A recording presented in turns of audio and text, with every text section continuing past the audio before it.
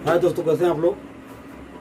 आज मैं आप लोग को यूट्यूब के माध्यम से फिजिक्स में जो भी कुछ टॉपिक है जो हम ऑफलाइन कोचिंग में नहीं पढ़ा पा रहे हैं उसे ऑनलाइन देने का मैं आपको प्रयास करने जा रहा हूँ। देखिए, पिछले बार जो मैं टॉपिक में पढ़ाया था, क्या पढ़ाया था पिछले वीडियो में, कि अगर मान लीजिए एक चालक तार है, अगर उस चालक तार पर अगर मान लीजिए प्लस आवेश चारों तरफ अगर फैला हुआ हो, अगर मान लो क्यू आवेश है चारों तरफ उस एक चालक तार पर फैला हुआ है जिसकी लंबाई मान लीजिए l लंबाई का है, तो हमने बताया था पिछले वीडियो में कि पृष्ठीय घनत्व तो क्या होगा। जरा इस पर विचार करिएगा, पृष्ठीय घनत्व इसका क्या होगा। अब पृष्ठीय घनत्व को हमने लेमडा से दिखाया था। अगर l लंबाई का कोई पतला तार होगा और क्यू आवेश उसके चारों तरफ फैला हुआ होगा तो उसका पृष्ठीय घनत्व लेमडा बराबर होगा। आप उस आवेश को क्यू एल से आप क्या करेंगे, डिवाइड कर देंगे। ये फॉर्मूला बना है आपका लेमडा बराबर क्यू बटे एल। दूसरा कंडीशन को मैंने क्या बात किया था, ध्यान देना। अगर मान लीजिए एक चालक गोला की बात मैं करूं, अगर ये गोला चालक है तो गोला चालक के चारों तरफ क्या होगा, प्लस आवेश उसके चारों तरफ फैला हुआ होगा। अब जरा ध्यान देना, अगर कोई गोला मान लो, कोई गोला, अगर गोल गेंद आपने देखा होगा तो गोल गेंद में होता क्या है, एक पृष्ठ बनता है तो वो चारों तरफ पृष्ठ को, उसके पृष्ठ के क्षेत्रफल को हम कैपिटल ए से दिखाएंगे। अब इस पे जो है कि आवेश इस गोल पृष्ठ के, यानी इस गोले के चारों तरफ और क्यू आवेश अगर फैला हुआ होगा, समान रूप से वितरित हुआ होगा। मान लीजिए गोला क्या है, चालक। इसका पृष्ठ घनत्व तो हमने आपको बताया था पिछले क्लास में कि इसको सिग्मा से दिखाएंगे और आवेश क्यू में अगर इसके एरिया से भाग दे देंगे तो आपका एक पृष्ठीय घनत्व सिग्मा निकल जाएगा। इस वीडियो को ध्यान से देखिएगा, पिछले वीडियो को भी आप लोग जाकर देखिएगा, लिंक में आपको मैंने दिया हूँ और उसमें आप एक एक वीडियो को जब तक लास्ट तक देखेंगे तब तक समझ में नहीं आएगा फिजिक्स। और बिल्कुल मैं फिजिक्स को फीलिंग के साथ आपको मैं समझाने का प्रयास करूंगा। जिन बच्चों का ऑफलाइन कोचिंग में अगर नहीं आ पा रहे हैं वो ऑनलाइन कोचिंग में आपको जो है कि एक एक वीडियो कर करके आप देखेंगे तो पूरा भी समझ में आ जाएगा। और अगर नहीं समझ में आएगा तो आप कमेंट करिएगा, फिर मैं इससे अच्छे से अच्छे वीडियो बनाने का प्रयास करूंगा। तीसरी बात मैंने देखिए, पहली बातें मैं बताया था, दूसरी बातें और तीसरी बात क्या मैं बताया था, जिन लोगों का क्लास छूट गया होगा। तीसरी बात मैं बताया था, अगर मान लीजिए चालक, ये गोला चालक ना होकर अचालक गोला है, अगर अचालक गोला होगा तो अचालक का मैंने बताया था इस पे समान, इसमें आवेश जो है कि अंदर भी, गोले के अंदर भी आवेश रहेगा और गोले के बाहर भी आवेश इसमें क्या होगा, फैला हुआ होगा। तो हमने कहा था इसको हम आयतनात्मक घनत्व से कहेंगे। मान लीजिए एक क्यू आवेश है, जो गोला कैसा है, अचालक गोला है, तो इस अचालक गोले के अंदर भी आवेश है और बाहर भी आवेश है। इसका अगर हम पृष्ठीय घनत्व तो आपको हम बताए थे रो से दिखाने के लिए, रो होता है। तो अब कुछ नहीं करना है, इसका आयतन में मैं चूंकि अंदर भी आवेश फैला हुआ है और बाहर भी आवेश फैला हुआ है तो हम कहेंगे उसमें, उसके आयतन में जो है कि चारों तरफ फैला हुआ है, तो क्यू में इस आयतन से आपने ध्यान दिया। जब ध्यान दीजिएगा मित्रों, हमने तीन बातें बताया था। अगर एल लंबाई का कोई चालक तार होगा और यदि क्यू आवेश उस पर फैला हुआ होगा तो उसका आवेश का रेखीय घनत्व, इसको कहेंगे हिंदी में रेखीय घनत्व, रेखीय घनत्व। और रेखीय घनत्व लेमडा बराबर क्यू बटे एल, चूंकि मैंने पढ़ा दिया है। और ये क्या था, सिग्मा। सिग्मा इसको हम कहेंगे क्षेत्रीय घनत्व, या आपको हम क्या कर सकते हैं, इसको हम कह देंगे आयतनात्मक घनत्व। तो ठीक है, इसको सिग्मा से दिखाएंगे। ये रेखीय घनत्व हो गया। और ये जब पृष्ठ पर फैला हुआ है तो इसको हम पृष्ठीय घनत्व कह देंगे, पृष्ठीय घनत्व। और पृष्ठीय घनत्व को हमने सिग्मा से दिखाया और ये आयतनात्मक घनत्व को हम लेमडा से, इसको आयतनात्मक। तो मैंने इसके बारे में, इस वीडियो को हमने क्या किया था, आपको पढ़ा दिया था। लेकिन इस पर बेस्ड जो मैंने गाउस का नियम आपको पढ़ाया था, गाउस का नियम का प्रयोग करके हम क्या करेंगे, गाउस का नियम का प्रयोग करके, ठीक है, इसको थोड़ा सा हम आपको पहले जो है कि इस ब्लैक बोर्ड को तो साफ करके हम बताते हैं। इस वीडियो को लास्ट तक आप लोग देखने का प्रयास करिएगा, ध्यान दीजिएगा। अगर मान लीजिए अनंत लंबाई का एक चालक तार है, एक चालक तार हमने बनाया जो अनंत लंबाई का चालक तार है और इस पे आवेश अगर प्लस क्यू आवेश फैला हुआ है, प्लस क्यू आवेश के चारों तरफ फैला हुआ है, तो इस प्लस क्यू आवेश अगर मान लीजिए एल लंबाई का चालक तार है, इस एल लंबाई चालक तार के अगर मान लीजिए एल लंबाई चालक तार है, इससे स्मॉल आर दूरी पर अगर हमने कोई बिंदु पी लिया, तो ध्यान देना, अगर मान लीजिए तार है, सबको दिखाई दे रहा है, कुछ टाइम के लिए फील करिए। फिजिक्स में जब तक फील नहीं करेंगे तब तक आपको कुछ भी समझ में आने वाला नहीं है। तो अगर मान लीजिए चालक तार है, मार्कर को हमने चालक तार मान लिया, ये मान लो अनंत लंबाई का चालक तार है। अब इस चालक तार है और इस पे क्यू आवेश समान रूप से फैला हुआ है, इस पे आवेश क्यू जो है कि समान रूप से इस पे वितरित है, फैला हुआ है। तो जरा एक बात बताओ आप, हम पहले पिछले क्लास में पढ़ाया था कि वैद्युत बल रेखाएं धन आवेश से दूर जाती है। वैद्युत बल रेखाएं अगर यहाँ इस पे पूरे अगर मार्कर की मैं बात करूं, इस पे टोटल प्लस क्यू आवेश अगर फैला हुआ है तो वैद्युत बल रेखाएं इधर जाएगी उधर जाएगी, मतलब चारों दिशाओं में फैलेगी। तो अब इसके वजह से कुछ यहाँ पर वैद्युत क्षेत्र उत्पन्न होगा, हम तो यही गणना करना चाहते हैं। तो अगर इस बिंदु P के चारों तरफ अगर हम एक काल्पनिक गॉसियन पृष्ठ की परिकल्पना करें चारों तरफ, यानी इस बिंदु P के चारों तरफ की अगर मैं बात करूंगा तो इसकी आकृति जरा ध्यान देना, ऐसे बनेगा क्या, जरा फील करिएगा। अगर ऐसे बनेगा, चलिए मान लीजिए अगर इस पॉइंट को हम पकड़ेंगे तो इसके चारों तरफ एक बनेगा, ऐसे नीचे पकड़ेंगे तो इस ऐसे बनेगा। देखिए इसको जो है इसको समझाने का प्रयास कर रहे हैं। अगर देखा जाए, ये आपको थोड़ा सा इस बिंदु P को छोटा ले लेना है। आप यहाँ स्मॉल आर दूरी पर हमने क्या किया, एक काल्पनिक गॉसियन पृष्ठ का हमने परिकल्पना की, ठीक। एक अनंत लंबाई का चालक था, उस चालक तार से स्मॉल आर दूरी पर एक हमने बिंदु P लिया। आप बिंदु P के चारों तरफ होता हुआ एक हमने क्या किया, एक काल्पनिक गॉसियन बेलन की परिकल्पना कर दी। ये बात आपको शायद समझ आ रही होगी। अब एक जरा बात बताइए, अगर ये जो बिंदु P है, यहाँ पर अगर हम सूक्ष्म क्षेत्रफल लेना, अगर हम इसमें है थोड़ा सा क्षेत्रफल लेना है, तो सूक्ष्म क्षेत्रफल से आपने पढ़ा था क्या, वैद्युत फ्लक्स में क्या पढ़े थे आप, कि अगर मान लीजिए कोई तल है, किसी तल से गुजरने वाले वैद्युत बल रेखाओं की संख्या को हम क्या कहेंगे, वैद्युत फ्लक्स कहेंगे। और वैद्युत फ्लक्स को हम फाई से दिखाए थे, तो फाई बराबर एक फार्मूला आया था, E इंटू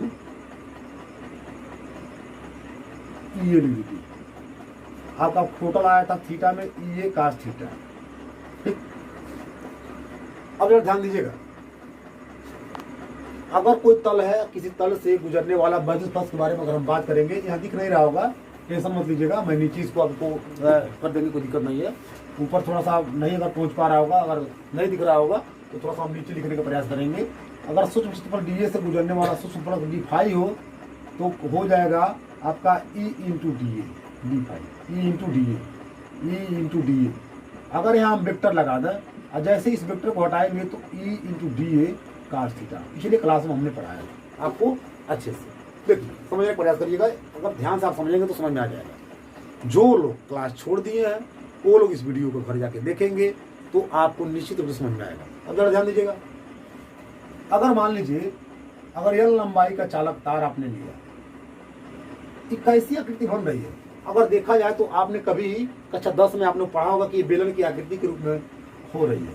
तो अब ये बेलनाकार है, बेलन की आकृति में, और बेलन का वक्रपृष्ठ का फॉर्मूला क्या होता है, बेलन का वक्रपृष्ठ का फॉर्मूला क्या होगा, वक्रतल भी कहेंगे, वक्रपृष्ठ भी कहेंगे। तो इसके चार तरफ एक वक्र है, वक्रतल है। जैसे मान लीजिए आप घर पे देखे होंगे ना, जो जिसमें एक कनस्टर डब्बे में अनाज को रखा जाता है, वो कैसे होता है, ऐसे इसी टाइप का होता है। लेकिन उसके बाहर अगर देखा जाए तो कैसा पृष्ठ होगा, वो कैसा, वो वक्र पृष्ठ होगा, और उसके ऊपर वाले भाग में और नीचे वाले भाग में समतल तल होगा।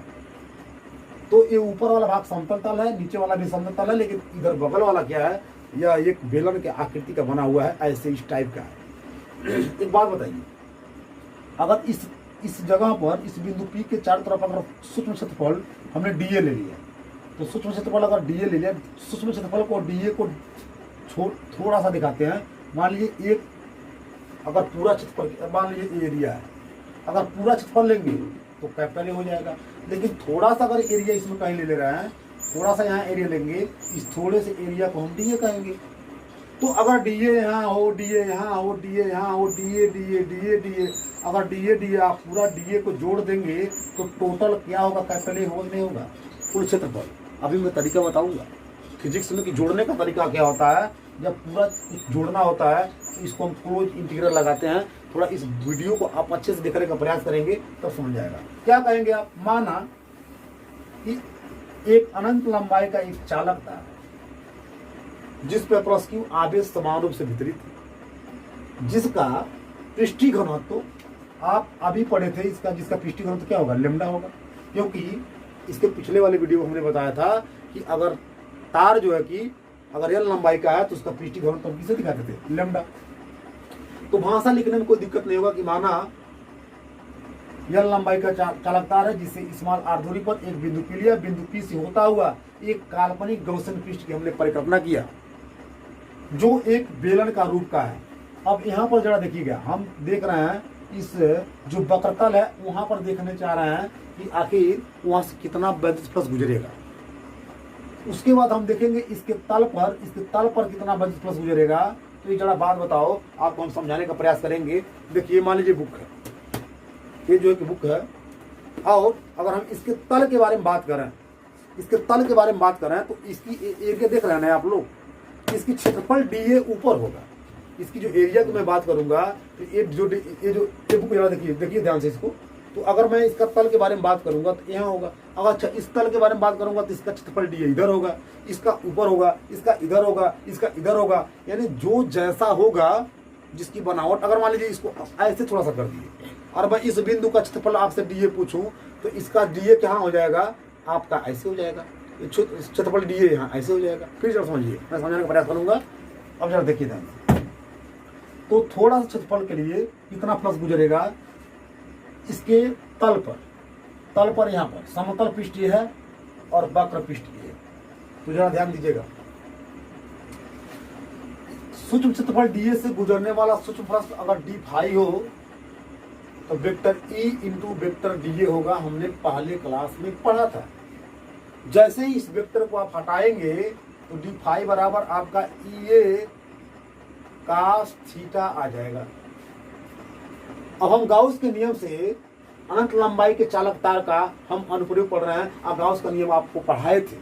किसी बंद पृष्ठ से संबंधित जो कुल फ्लक्स का मान होगा, किसी बंद पृष्ठ से संबंधित जो कुल फ्लक्स का मान होगा, उस पृष्ठ के अंदर उपस्थित कुल आवेश का एप्सिलॉन 0 होगा। यानी ये आपको मैंने पढ़ाया था, Q इंक्लूड अपॉन एप्सिलॉन 0। ये गाउस का नियम हमने सिद्ध करवा दिया था। जिनको ये वीडियो नहीं मिलेगा, डिस्कशन बॉक्स में आप जाइएगा, आपको मिलेगा, और नहीं तो आप कमेंट हमें करिएगा, फिर से वीडियो में बना दूंगा। अब जरा देखिएगा ध्यान से। अब होगा क्या, ये बातें आप पहले पढ़ लिएगा उसके नियम से, लेकिन हम आपको बताना चाहते हैं कि अगर हम अनंत लंबाई का एक चालक तार है, उससे आर दूरी पर कहीं बिंदु पी लिए, बिंदु पी से होता हुआ एक काल्पनिक गौसियन पृष्ठ की आपने परिकल्पना किया।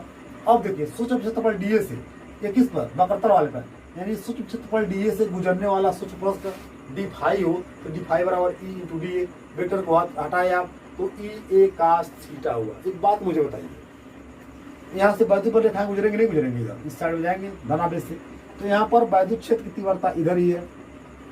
अब बताइए, वैद्युत क्षेत्र की तीव्रता भी उधर है, और जो तल है ऐसे सीधा, ये भी तल है ना, हुआ ऐसे तल होगा, ये जो तल है डीए भी उधर है और वैद्युत क्षेत्र की तीव्रता भी उधर है। यानी दोनों यानी वैद्युत क्षेत्र की तीव्रता ई और पैरेलल है स्मॉल आर दूरी पर डीए, यानी दोनों पैरेलल है। और अगर दोनों पैरेलल होगा, दोनों समांतर होगा, वैद्युत क्षेत्र की ई भी उधर होगा और डीए भी उधर होगा, तो जब पैरेलल होगा, समांतर होगा, तो इसके बीच में क्या कोण होगा, कुछ कोण नहीं बनेगा। वो बनेगा क्या बनेगा, आपका कुछ कोण नहीं बनेगा, मतलब क्या बनेगा, तो सोचो ना यार। ई भी उधर है और डीए भी उधर है, इसके बीच में कुछ कोण बन रहा है। जैसे पहले आप पढ़े थे छोटे क्लासों में कि 60 डिग्री का कोण बनाइए, बड़े अच्छे से चंदा से आपने यहाँ नापा और 60 डिग्री का कोण बना दिया। लेकिन अगर यही चीज यहाँ रहेगा तो कितना कोण बनेगा, अरे यही वाला ये जो लाइन है ना, यहाँ पर हो जाएगा तो कितना कोण बनेगा, कहेंगे आप सर जी 0 डिग्री कोण बनेगा। तो इसीलिए जो वैद्युत क्षेत्र की तीव्रता ई है और जो डीए है, दोनों एक ही हो रहा है। मतलब ए वाला जो ए है इधर ही है और ई भी इधर ही है, ई भी उधर है और डीए भी उधर है, एक ही दिशा में है, उसके बीच में कोई कोण नहीं बनेगा, अर्थात थीटा बराबर 0 हो जाएगा। थीटा बराबर 0 हो जाएगा। अब मेरी बात को समझने का प्रयास करिएगा। तो चूंकि डी फाई बराबर ई इंटू यहाँ पर देखिए सूत्र क्षेत्रफल डी है ना, तो सूत्र क्षेत्रफल डी है तो ई इंटू डी ए लिखिए, E into D A cos theta, D A cos 0 E into D A cos 0। तो अब सूत्र क्षेत्रफल के कास 0 अंश के मान आपको सबको पता, चूंकि कास 0 अंश के मान होता है, इसको मिटा देना तो यहाँ 1 हो जाएगा। तो डी फाइव बराबर ई इंटू डी ए। मुझे आशा और विश्वास है कि वीडियो समझ में आ रहा होगा, और अगला वीडियो इससे बेहतरीन तरीके से मैं लाऊंगा, बेहतरीन तरीके से मैं समझाऊंगा। जब तक आपको समझ में नहीं आएगा एक एक वीडियो करके मैं समझाऊंगा, ताकि जो लोग क्लास नहीं कर पा रहे हैं, जो लोग नहीं आ पा रहे हैं कोचिंग में या घर पे अपनी तैयारी करना चाहते हैं, तो एक एक वीडियो में बनाऊंगा। और लाइक और सब्सक्राइब और कमेंट जरूर करना मित्रों, मत भूलिएगा, क्योंकि मैं आपके लिए अगर मेहनत कर रहा हूँ तो थोड़ा सा आप भी हमारे लिए मेहनत करना। अब इधर देखिए, तो डी फाइव बराबर ई इंटू डी हो गया। तो ये थोड़ा सा क्षेत्रफल इस एरिया से गुजरने वाला थोड़ा सा प्लस हो गया, डी फाइव बराबर ई इंटू डी। एक बात मुझे जरा बताऊंगा, एक बात जरा बताओ, अगर मान लीजिए हमने ये बुक लिया, ये कैसा था, बेलनाकार था, बेलनाकार था, यानी ये बेलन का वक्र पृष्ठ है, और इसको तो हम कहेंगे ये वाला जो पृष्ठ होगा, जो गोलाकार होगा, ये समतल पृष्ठ है, ऊपर समतल है। देखिए इस मार्कर को अगर हम ऊपर इसको रखें, देखिए समतल पृष्ठ पर ये मार्कर रखा गया कि नहीं रखा गया, ये समतल पृष्ठ है। अच्छा यहाँ रख पाएंगे मार्कर? नहीं रख पाएंगे, लेकिन इसका जो क्षेत्रफल डी है इधर था, इसका भी क्षेत्रफल डी इधर था, और वैद्युत क्षेत्र की तीव्रता ई भी उधर ही थी, इसीलिए इसके बीच में कोण क्या हो गया था, 0 हो गया था। लेकिन एक बात बताओ मेरे मित्रों, मेरे दोस्तों, अगर मान लो एक क्षेत्रफल डी ऊपर जरा देखा, ध्यान देना, अगर एक क्षेत्रफल ऐसे होगा, इसकी बनावट है, देखो भाई, हम लोग 3D अपने आंखों से 2D वाले हैं और 3D फिगर देखेंगे तो कहाँ सही दिखाई देगा, लेकिन एक्चुअल में इसकी बनावट ऐसे होगा, गोलाकार में। घर में, गांव में जो लोग भी देहात में रहते हैं, आप लोग जो गेहूं का या धान का जब भी राष्ट्र को रखा जाता है, तो एक आपका टीन का आप जो कनस्टर लेके आते हैं ना, उसके ऊपर वाले भाग का एकदम समतल होता है, नीचे वाले भाग पर समतल होता है। तो समतल पृष्ठ ऊपर वाला देखिए, समतल पृष्ठ जो है ये डी है, और इधर तो वैद्युत रेखा धनावेश है, यहाँ सब प्लस आवेश है, ये अंदर जो तार है, जरा देखना भाई, ये मार्कर गिर गया, कोई दिक्कत नहीं है। अगर मान लीजिए यहाँ पर अंदर क्या है, तार है, अनंत लंबाई का तार है, और उस तार पर चारों तरफ वैद्युत फ्लक्स क्या हुए हैं, मतलब चारों तरफ आवेश जो है कि क्यों आवेश फैले हुए हैं, तो वहां से निश्चित रूप से वैद्युत रेखा निकल रहे होंगे चारों तरफ, इधर भी तो निकल रहा होगा चारों तरफ। तो हमने क्या किया, इससे स्मॉल r दूरी पर एक कोई बिंदु पी लिया था, और हमने एक काल्पनिक गॉसियन पृष्ठ की हमने क्या किया था, परिकल्पना किया था। देखो काल्पनिक गॉसियन पृष्ठ की हमने क्या किया था, परिकल्पना किया था। तो एक बिंदु पी हमने लिया था, और बिंदु पी से होता हुआ एक काल्पनिक गॉसियन पृष्ठ का परिकल्पना किया था, लेकिन जो बिंदु पी था वो उस बिंदु पी के सूक्ष्म क्षेत्रफल डी से गुजरने वाला अगर सूक्ष्म प्लस डी फाइव होगा, तो डी फाइव बराबर ई इंटू डी ए का थीटा। इतनी पूरी प्रक्रिया आपको समझ में आ गई होगी। अगर नहीं आई होगी तो कमेंट जरूर आप करिएगा, क्योंकि इससे तगड़ा वीडियो, इससे जबरदस्त वीडियो, अगला वीडियो बनाने वाला हूँ, जरा ध्यान दीजिए। ऊपर डी हो गया, ऊपर डी है, क्योंकि क्षेत्रफल इसका तल लंबवत है, डी है, और जो वैद्युत क्षेत्र की तीव्रता ई है, उसकी दिशा इधर है, ई है इधर है। अब बताइए जरा बताइएगा, ये वैसे है, ये ऊपर है, कौन, क्षेत्रफल डी ऊपर है, अब वैद्युत क्षेत्र की तीव्रता इधर है, ई इधर है, इसके बीच में देखिए कितना कोण बन रहा है, ये ब्लैक वाले ढक्कन मारकर और ऊपर वाले के बीच में कितने डिग्री कोण बन रहा है, तो 90 डिग्री कोण बन रहा है। तो देखा जाए यहाँ तो भाई 90 डिग्री कोण बन रहा है, 90 डिग्री कोण बन रहा है। तो देखा जाए उसके तल पर कितना वैद्युत फ्लक्स गुजरेगा, यहाँ पर कितना गुजर रहा था, इसके पृष्ठ पर वैद्युत फ्लक्स के ई इंटू डी गुजरेगा, लेकिन ऊपर कितना गुजरेगा, फिर इसी सिचुएशन से डी फाइव बराबर E into D A, vector को हटा दीजिए, डी फाइव बराबर E into D A cos theta. तो ये जो वेक्टर डी ए है और वेक्टर जो ई है, जो वेक्टर ई है, पैरेलल तो कहेंगे नहीं, क्योंकि पैरेलल नहीं है भाई।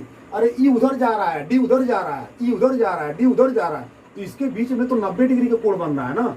तो एक डी ए पहले वाला में क्या था, पहले वाला में क्या था, डी ए भी उधर और ई भी उधर, दोनों का दिशा एक में था, इसलिए कोण थीटा बराबर 0 बनता था।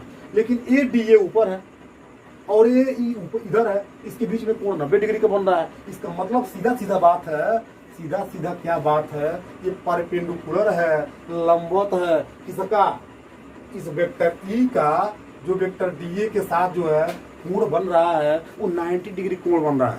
तो देखा जाए कि क्या समतल पीठ से वैद्युत पथ गुजरेगा, तो देखते हैं। तो यहाँ पर डिग्री थीटा बराबर 90 डिग्री हो गया, क्योंकि इसके बीच में 90 डिग्री हो गया। अब क्या होगा मेरे मित्रों, अब यहाँ देखिए डी फाई बराबर ई इंटू यहाँ डी ए कास 90 डिग्री। अब कास 90 के मान सबको पता, आज जिनको नहीं पता वो जानना है, कास 90 डिग्री का मान होता है 0। अब जब 0 है यहाँ रख देंगे तो 0 बड़ा धाराशाही कर देगा सबको 0, अपने आगे मल्टीप्लाई में किसी को टिकने नहीं देता, वो सबको 0 बना देगा। तो तब तो यहाँ पर कोई डी फाई बराबर सब 0 हो जाएगा, कोई वैद्युत पथ नहीं गुजरेगा। आपसे दो क्वेश्चन मैं सभी लोगों से कर रहा हूँ। ये बताइए, कोई बेलनाकार है तो बेलनाकार पृष्ठ पर बेलन के पृष्ठ पर कितना वैद्युत पथ गुजर रहा था, तो जवाब देंगे सर डी फाई बराबर ई इंटू डी ए। लेकिन मैंने कह दिया जो बेलनाकार था उसके पृष्ठ पर, देखिए ये मार्कर कुछ टाइम में सोचे तो बेलन की जैसी है, और इसके ऊपर वाले पृष्ठ पर, ऊपर वाले तल पर, यानी समतल तल पर, कहाँ पर, समतल तल पर दिखाई दे रहा है, हम दिख रहे हैं, हमारी आवाज सुनाई दे रही है, तो बिल्कुल समतल तल पर आप बता देंगे समतल तल पर कोई वैद्युत फलक नहीं गुजरेगा। लेकिन इसके पृष्ठ पर वैद्युत पथ गुजर रहा है, कितना गुजर रहा है, ई इंटू डी ए। शायद मेरी बात समझ में आई। एक बात मुझे बता, अगर मैं इस बुक को ऐसे, तो थोड़े से एरिया में हमने क्या किया था, देख लिया कि कितना वैद्युत पथ गुजर रहा है, सबको दिख रहा है। हो सकता है कि स्पष्ट न दिख रहा हो, तो मैं प्रयास करूंगा कि स्पष्ट दिखे अगला वीडियो में। तो अगर मान लीजिए एक डीए है, अब डीए से थोड़े से एरिया में अगर गुजर रहा है, जरा ध्यान से देखो ना यार, जरा सब लोग ध्यान से देखो, आप मेरी बात समझो यार, समझ में आएगा, क्यों नहीं आएगा। अगर थोड़ा सा एरिया डीए यहाँ पर है, तो यहाँ से वैद्युत प्लस डी फाई बराबर ई टू डी ए गुजर रहा है, थोड़ा उसी के बगल में और थोड़ा सा एरिया हो तो फिर इतना गुजरेगा, थोड़ा और एरिया हो फिर गुजरेगा, थोड़ा और एरिया, ऐसे पूरे एरिया से कितने गुजरेंगे, तो पूरे एरिया से गुजरने वाला यानी कुल बेलन के पृष्ठ, यानी कुल बेलनाकार बेलन के पृष्ठ से गुजरने वाला वैद्युत प्लस, यानी पूरे गौसियन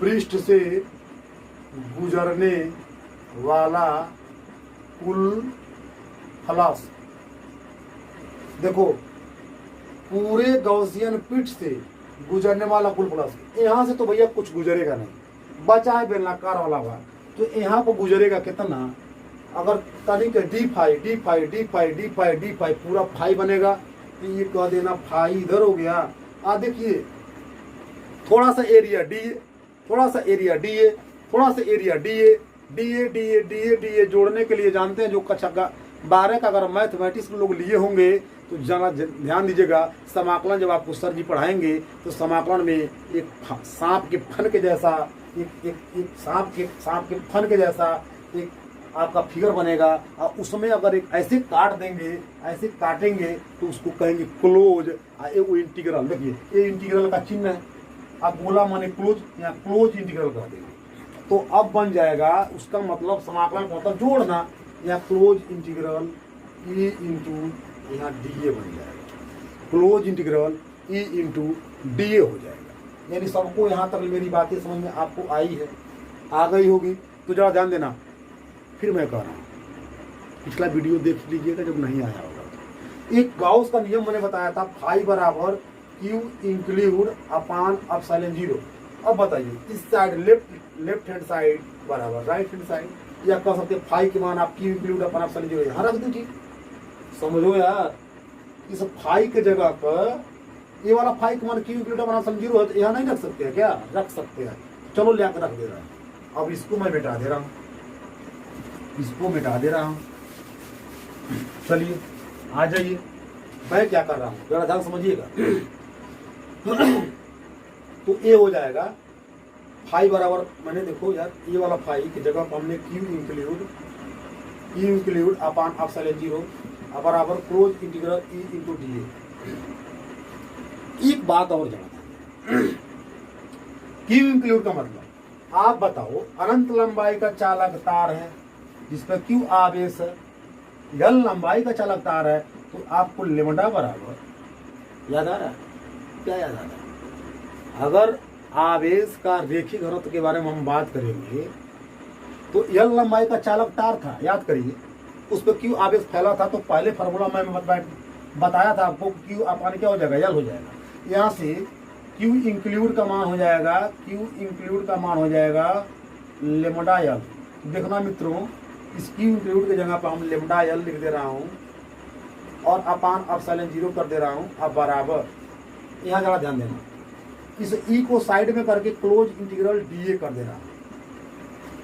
अब एक बात बताना, बड़ा इंपॉर्टेंट बात बताना, बस थोड़ा सा धैर्य रखिए, आपका जो फॉर्मूला आना है वो आएगा आएगा। अब बताइए एक क्लोज इंटीग्रल डीए डीए क्या आप समझना चाहते हैं, क्या बताना चाहते हैं भाई, क्या बताना चाहते हैं? डीए डीए डीए, तो ये बेलन का वक्रपृष्ठ हुआ कि नहीं हुआ?